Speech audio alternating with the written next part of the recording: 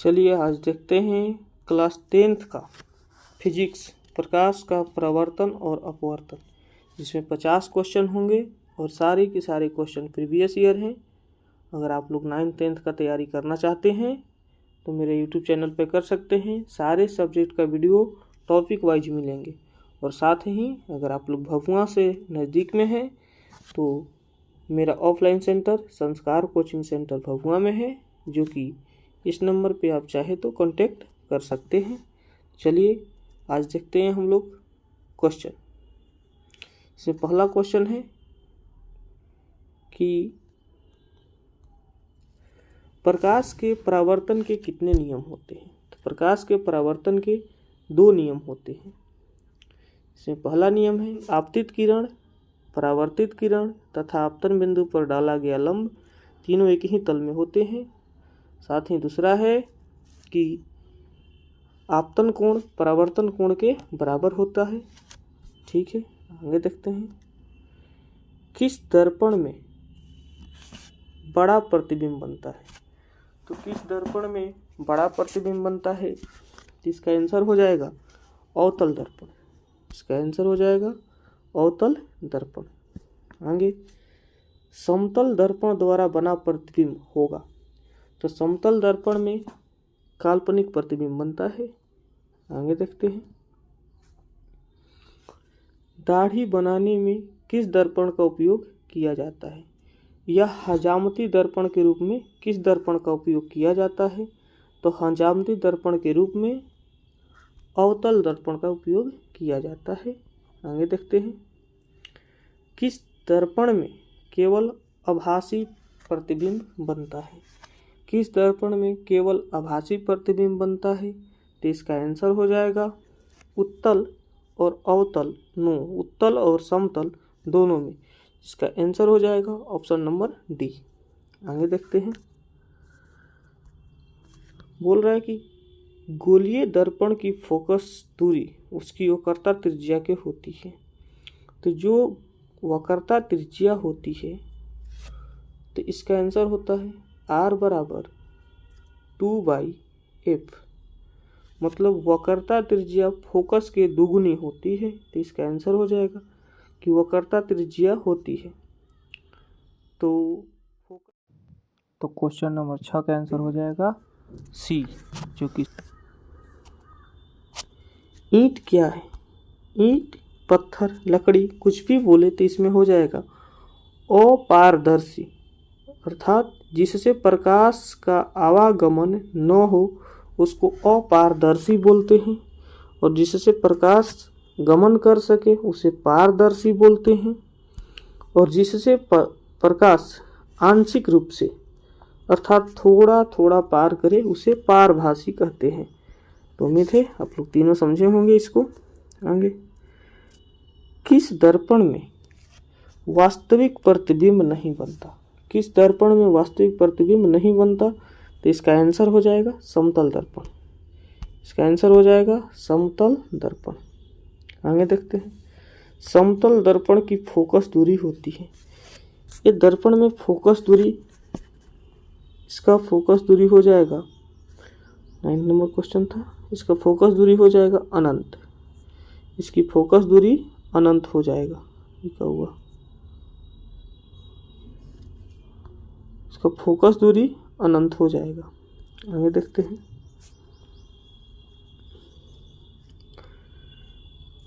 Motor गाड़ी के चालक के सामने कौन सा दर्पण लगा होता है। तो मोटर गाड़ी चालक के सामने जो साइड मिरर में लगाया जाता है वो हो जाएगा आप लोगों का उत्तल दर्पण। आगे देखते हैं। काल्पनिक प्रतिबिंब हमेशा होता है। तो काल्पनिक प्रतिबिंब हमेशा सीधा होता है। काल्पनिक प्रतिबिंब हमेशा सीधा होता है, जबकि वास्तविक प्रतिबिंब उल्टा होता है। इसको उल्टी लिख दिया है तो यहाँ हो जाएगा उल्टा। आगे देखते हैं। सोलर कुकर में किस दर्पण का उपयोग किया जाता है। तो सोलर कुकर में अवतल दर्पण का उपयोग किया जाता है, जो कि ऑप्शन नंबर सी है। ये क्या करता है, कि सारी प्रकाश के किरणों को एक जगह एकत्रित कर देता है, इसलिए सोलर कुकर में इस दर्पण का उपयोग किया जाता है। आगे देखते हैं। प्रकाश की किरण गमन करती है। प्रकाश की किरणें हमेशा सीधी रेखा में गमन करेगी। चलिए आइए आगे देखते हैं। दर्पण सूत्र। दर्पण सूत्र होता है 1/f बराबर 1/u प्लस 1/v। इसको हमेशा एग्जाम में इसी तरह लिखता है कि 1/v प्लस 1/u बट बराबर 1/f। अगर यही लेंस होता तो यहाँ केवल माइनस कर देता, बाकी सब यही रहता। आगे, निर्वात में प्रकाश की चाल कितनी होती है? निर्वात का मतलब होता है जहाँ न तो हवा हो और ना ही कोई वस्तु, उसको प्रकाश को रोकने वाला कोई नहीं होता है। तो उसमें प्रकाश का चाल जो होता है 3 × 10⁸ मीटर प्रति सेकेंड होता है। और कांच पूछेगा तो कांच में हो जाएगा 2 × 10⁸ मीटर प्रति सेकेंड हो जाएगा। अगर जल पूछता तो हो जाता 2.25, बाकी वही 10⁸ मीटर प्रति सेकेंड। ठीक है, तो आप लोग तीनों याद रखिएगा। आगे, प्रतिबिंब कितने प्रकार के होते हैं? तो प्रतिबिंब 2 प्रकार के होते हैं। पहला प्रतिबिंब वास्तविक और दूसरा काल्पनिक होता है। तो इसका आंसर हो जाएगा 2। आगे, प्रकाश तरंग उदाहरण। प्रकाश एक विद्युत चुंबकीय तरंग है। इसका ऑप्शन नंबर बी हो जाएगा। किरणों के समूह को क्या कहते हैं? तो किरणों के समूह को प्रकाश पुंज कहते हैं या किरण पुंज बोलते हैं। आगे देखते हैं। सर्च लाइट में किस दर्पण का उपयोग किया जाता है? तो सर्च लाइट मतलब जो हम लोग घर पे यूज करते हैं, उसमें जो होता है उसमें अवतल दर्पण का उपयोग करते हैं, जो कि साइड में लगा रहता है। यह प्रकाश के किरण को एक जगह एकत्रित करके अच्छा से फेंकता है। आगे देखते हैं। तो सर्च लाइट में किस दर्पण का उपयोग होता है? तो इसका आंसर हो जाएगा अवतल दर्पण। आगे देखते हैं। गोलीय दर्पण कितने प्रकार के होते हैं? तो गोलीय दर्पण 2 प्रकार के होते हैं। एक होता है उत्तल और एक होता है अवतल। आगे देखते हैं। ये क्वेश्चन नहीं दिखाई दे रहा है, थोड़ा पढ़ देते हैं। निम्नलिखित में कौन उत्तल दर्पण की फोकस दूरी है जिसकी वक्रता त्रिज्या 32 सेंटीमीटर है? तो वक्रता त्रिज्या अगर 32 है तो वक्रता त्रिज्या का आधा होता है फोकस दूरी। तो 32 का आधा हो जाएगा 16, लेकिन उत्तल है तो उत्तल का फोकस धनात्मक होता है, इसलिए हो जाएगा ऑप्शन नंबर सी। आगे देखते हैं। उत्तल दर्पण की फोकस दूरी होता है, अभी पता है कि उत्तल दर्पण की फोकस जो होता है वो धनात्मक होता है। आगे देखते हैं, पॉजिटिव होता है। आगे, किसी भी दर्पण में वस्तु की दूरी हमेशा, तो चाहे दर्पण कोई सा भी हो, दूरी उसका हमेशा, वस्तु की दूरी हमेशा जो होगा वो ऋणात्मक होगा, मतलब निगेटिव होगा। आगे देखते हैं। यदि अवतल दर्पण में वस्तु को अनंत पर रखा जाए, अगर वस्तु को अनंत पर रखेंगे तो उसका प्रतिबिंब जो है फोकस पे बनेगा, अनंत पे रहेगा तो फोकस पे बनेगा। आगे देखते हैं। अवतल दर्पण की फोकस दूरी होता है तो उत्तल दर्पण का पॉजिटिव होता है, तो इसका हो जाएगा नेगेटिव। आगे देखते हैं। किस लेंस को अपसारी लेंस भी कहा जाता है?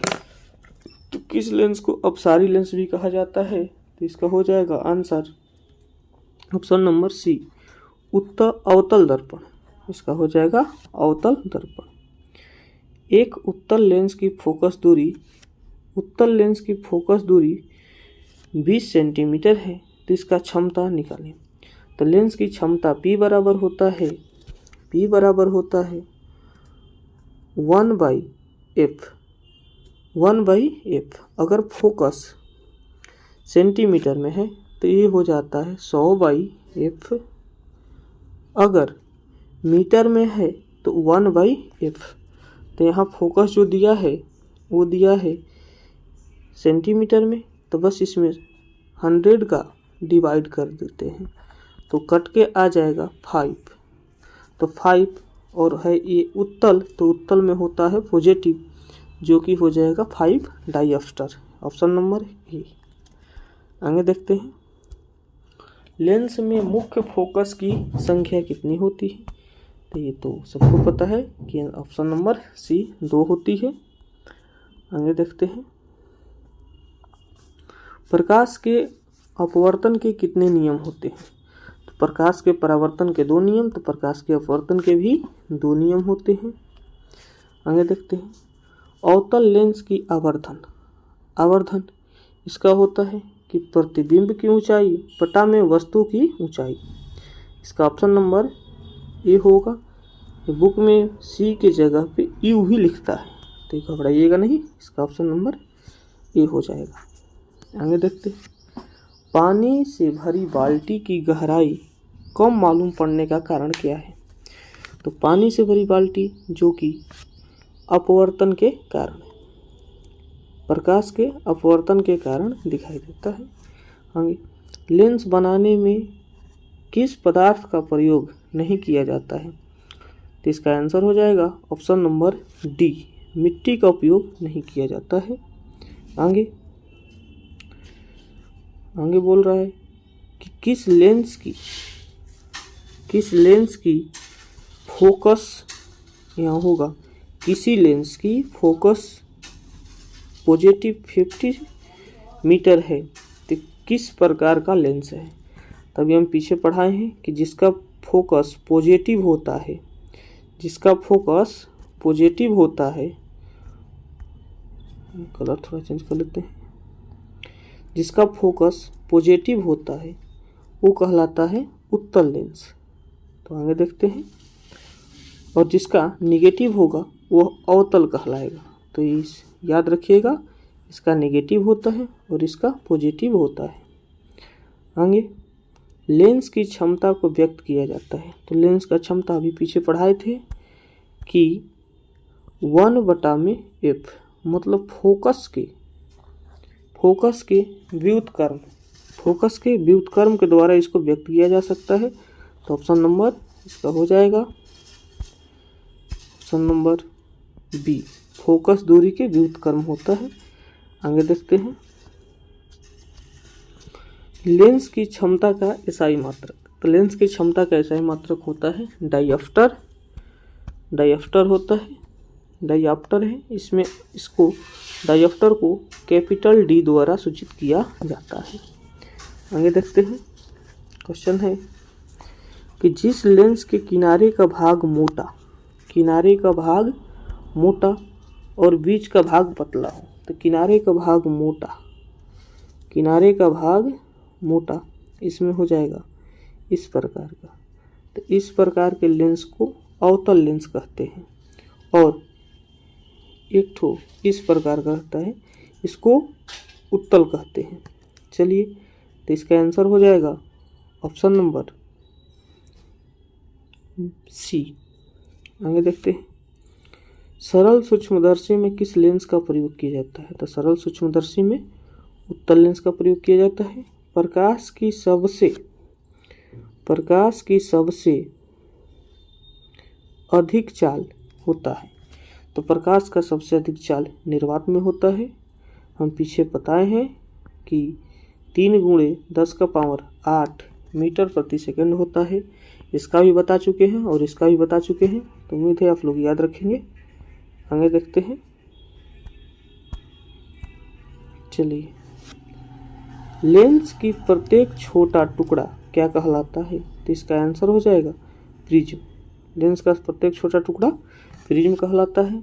इसमें पूछता है कि प्रिज्म में कितने फलक होते हैं? फलक का मतलब किनारा। तो ये सिंपल सा प्रिज्म है, इसमें 1, 2, 3, 4 और 5। तो पूछता है कि प्रिज्म में कितने फलक होते हैं? तो इसमें हो जाएंगे 5। आगे देखते हैं, बोल रहा है कि एक अवतल दर्पण में वस्तु को फोकस पर रखे हैं तो प्रतिबिंब बनेगा। तो ये पीछे पढ़ा है कि फोकस पर रहेगा तो हमेशा अनंत पर बनेगा, और अनंत पर वस्तु रहेगा तो फोकस पर रखा जाएगा, बनेगा। आगे देखते हैं। तो एक गाड़ी के हेडलाइट में किस दर्पण का उपयोग किया जाता है?